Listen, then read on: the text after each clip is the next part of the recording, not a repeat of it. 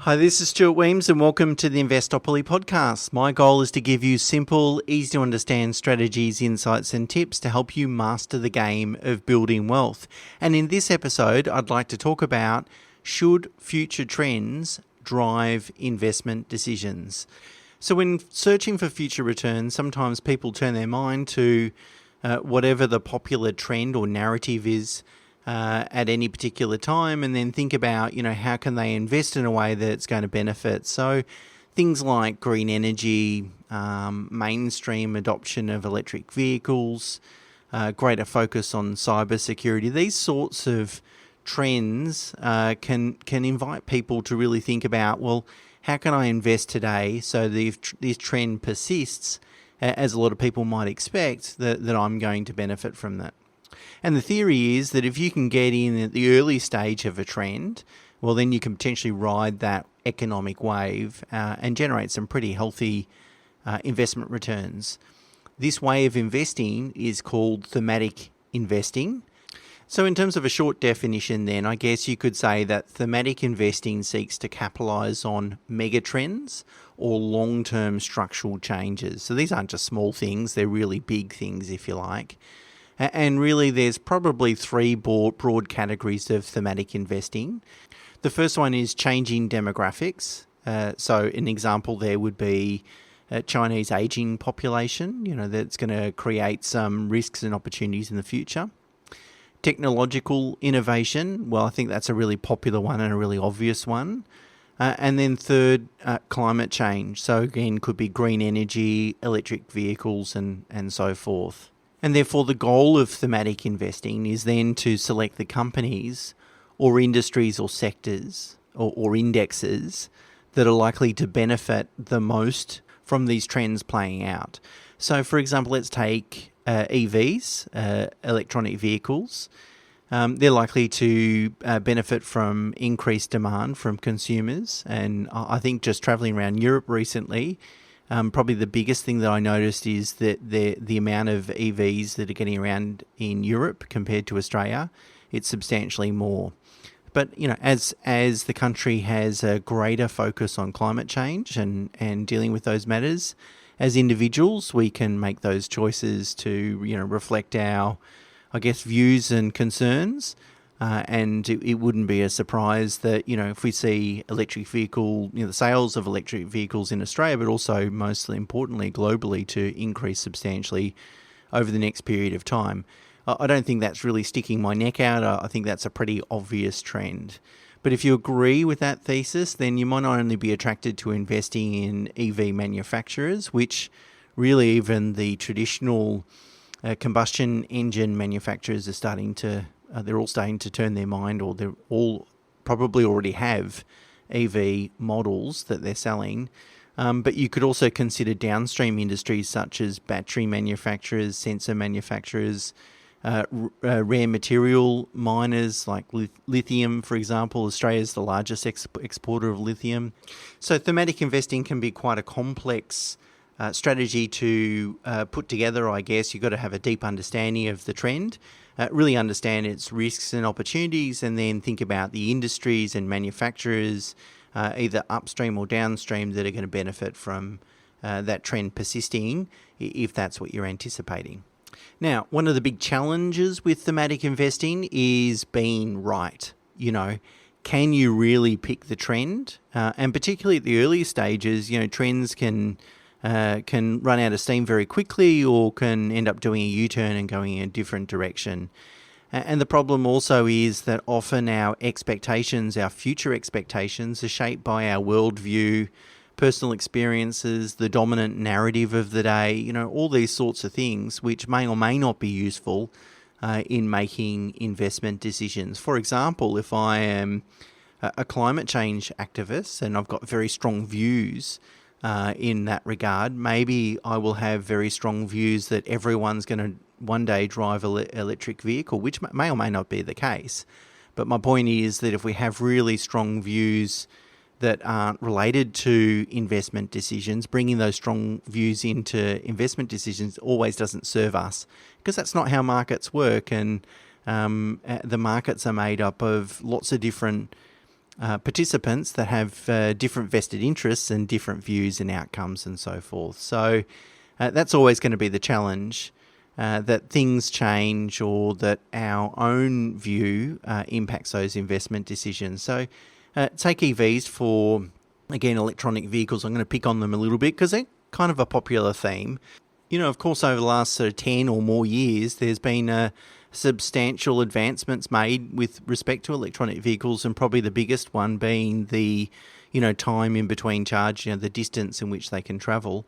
But they've still got lots of challenges ahead of them in terms of battery storage, trying to reduce manufacturing costs, faster charging, a big one, battery recycling, and also lifetime, extending the lifetime of the EV battery. A lot of those things are, important challenges that need to be solved and that will definitely be solved over the next couple of decades. But the answer might rest with something other than lithium batteries. Maybe there's an alternative technology that hasn't been discovered yet. And that's where the inherent risk is in thematic investing, because you really are trying to predict the future. But we all know how trends ultimately play out is inherently difficult to predict. But do you need to really predict returns? Because an argument can be made that you actually don't need to predict returns. And then when actual themes eventually materialise and create value, so that is profitable businesses and sectors, they'll eventually be included in traditional share market indices anyway. So do you really need to, be in the forefront and take all that risk? Now, I share a really interesting chart put together by Research Affiliates, a US-based firm, in the links in the show notes, of course, and the blog on the website. And what this chart does is set out the top 10 companies by value each decade in the 1980s, 1990s, 2000s, and so forth. Global companies. So some of them are US, of course, or most of them are US. Others are from Europe, emerging markets, and so on and so forth. And the really interesting thing is the top 10 companies change dramatically or substantially from one decade to the next. For example, in the 2000s, Intel, the company Intel, was number 6. And then it dropped out of the top 10 in 2010, and it's still not in the top 10 in 2020. And I picked Intel because it's a tech company, and tech's really been killing it, of course. Maybe not in the last couple of months, but certainly in the last 10 years. So, indexes do change over time. And when companies start to generate profits and returns, and that value is reflected in their share price, then their weighting within the index will change. And so indexes aren't stupid. They evolve over time, and they start leaning towards sectors or markets or geographical segments or industries that are really at the forefront of that change and where the market thinks that the future value will lie. And so really that's reflected in the current indices, for example. So some of the trends, the big thematic trends are cybersecurity and healthcare because of a changing demographic. And so it's no surprise that these two sectors now represent 35% of the global index, And so naturally, if you're an index investor, you are also then arguably a thematic investor as well, because how indexes change. Of course, the main downside risk to index investing is that you're missing that first mover advantage. When an industry or a technology or a product is at its infancy, and if you can get in at that time and you're correct, it's actually going to take off, the returns are substantial. But the risk is that, and particularly with thematic investing, that you're not going to get 10 out of 10 right. In fact, it's difficult to get 1 out of 10 right, to be realistic about it. So whilst the returns are there, the risk is high. And conversely, by index investing, you're taking a lot of the risk out, and certainly you're going to forego some of those returns as well. But you don't need to pick the industries, you don't need to pick the thematics, and you don't need to be right. You've just got to follow an evidence-based, rules-based approach. Now, having said all that, if you are interested in thematic investing, you'll be interested to know that there's over 30 thematic investing ETFs that are listed on the Australian Stock Exchange. that will give you exposures to certain thematics. Unfortunately, most of them don't have a track record because they're relatively new. Most of them haven't been around for more than 3 years. And that's my first concern with these products, is that you need to have a track record of returns and most important, performance. How do they perform? You might not get the returns because maybe the market's been smashed in a particular sector, but how has the ETF performed compared to how you expected it to perform? Is it really reflecting the thematic that you're seeking? And unless you have a track record, that's impossible to work out. My second concern with some of these is that you've really got to look into the construction of the underlying index that they're following. Often ETFs will seek to create as much diversification as possible, but with diversifying, you end up potentially watering down the effectiveness of attacking a particular thematic. And so what will happen is that if we're after a particular thematic, there might be a handful of companies that just do that one thing that you're after. And then there's a whole bunch more companies that do that one thing, but it's part of, maybe it's only 5% of the company or 10% of the company. And they might throw them into the index. So they're what's might be called non-core companies. They throw them in the index, but you're really watering down the index. And really in that situation, you might actually be better off with, an actively managed high conviction fund rather than index style product. So it doesn't always do what it says on the tin. So if it's a particular ETF, you really got to look into the construction of the index. And finally, just as an aside, really, you've really got to understand how big is that ETF, so how much money is invested in it. Because if it's not sustainable for the ETF provider to run it, then it will eventually disappear, in which case then you either got to crystallise a loss or a capital gain. But either way, if you want to invest in a product or invest in a thematic for, say, a 5-year period, well, it's not going to work if the ETF provider pulls that product after 2 years. In fact, you could end up losing money as a result of that. So an ETF really has to attract around about $50 million in Australia to make it viable. So if you're considering ETF and it's got less invested than that, then you really got to consider the risk of that product being wound up and as a result not being able to pursue that investment strategy. Another way to use thematic investing is to have a core and satellite strategy.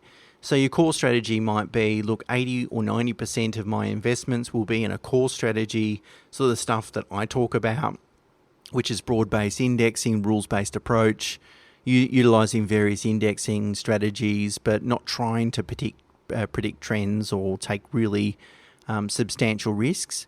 And then the satellite part of your portfolio might account for 10 or 20%, and that might include your thematic investing and as well as any other sort of styles of investing. So it doesn't have to be all in. You can introduce some thematic investing into your investment approach. However, I don't use thematic investing either personally, nor do I recommend it to my clients, because for all the reasons that I just alluded to, it's a high-risk strategy, so it doesn't always pay off. And also, I can already get those exposures in the different types of index products and index strategies that we utilise within what we do at Pro Solution. So I think it's already reflected in what we do and why take that additional risk, and they do come at additional higher cost. But the most important reason that I don't use thematic investing is that my goal is not to achieve the highest absolute return. Let me say that again because it might sound really strange for a financial advisor to say this, but my goal is not to achieve the highest absolute return. Because I know that if you do that, if you end up chasing returns, you'll end up taking unacceptable risk, or ultimately, and as the evidence shows, you actually in the long run will underachieve in terms of returns. My goal is to maximize longer term performance. And the best way to do that is to achieve a return of 7 or 8% per annum on average for the next 30 years. If you do that, you will absolutely beat 99% of other investors out there. It doesn't sound exciting or sexy, And it doesn't sound extraordinary, but it is absolutely extraordinary if you can do that, because the results are outstanding. For example, if I achieve a 7.5% return for the next 20 years, my investment will be worth 4 times than what it is today. So I invest $100 in 20 years, it's $400. Okay, that's okay. If I hold it for another 10 years, so 30 years in total, it'll be worth 9 times what it's worth today, $900. 9 times your assets in 30 years. That is the power of compounding growth. And the only way you're going to do that is if you aim for maximizing long-term returns. If you aim for maximizing short-term returns and you think, I can achieve something above average and earn 12% in the next year, all you'll end up doing is making a mistake. You'll miss the timing of it, because no one really can predict timing of these things, how markets behave. And I think the last couple of months is a perfect example of that. And it will fall apart and it just won't work. And all the evidence demonstrates that that's the case. Instead, what I do is approach it and say, if I can earn 7 or 8%, hopefully more, over the next 20 years for clients, that will absolutely change their life. And most importantly, it will ensure that they meet their lifestyle goals.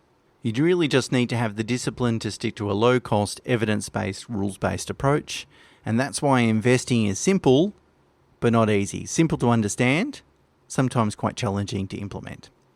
Okay, that's it for me for this week. Until next week, bye for now.